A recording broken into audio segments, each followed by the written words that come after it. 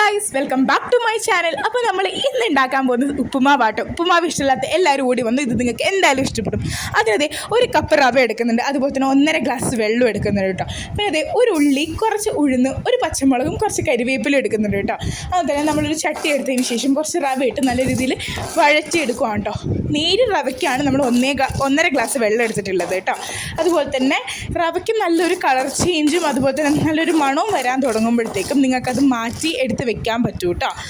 Okay, നിങ്ങളിപ്പം 2 cup റവ എടുക്കുന്നുണ്ടെങ്കിൽ 2 ഉള്ളി തന്നെ എടുക്കാൻ ശ്രദ്ധിക്കണം കേട്ടോ. വേറൊരു ചട്ടി എടുത്തതിന് ശേഷം അതിൽ 3 ടീസ്പൂൺ വെളിച്ചെണ്ണ ഒഴിച്ചു കൊടുക്കുകയാണ് കേട്ടോ.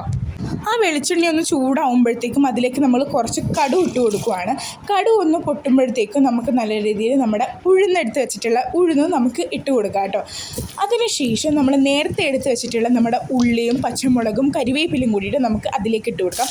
നിങ്ങൾ പ്രത്യേകം ശ്രദ്ധിക്കണം, ഉള്ളി ഒരു ബ്രൗൺ കളർ ആവാതെ ഒരു ലൈറ്റ് ഷെയ്ഡഡ് കളർ ആകുമ്പോഴത്തേക്കും നിങ്ങളത് അതിലേക്ക് വെള്ളം ഒഴിച്ചു കൊടുക്കണം. ബ്രൗൺ കളർ ആവാൻ നോക്കരുത്. ബ്രൗൺ കളർ ആയാൽ അതിനൊരു ടേസ്റ്റ് വ്യത്യാസം വരും.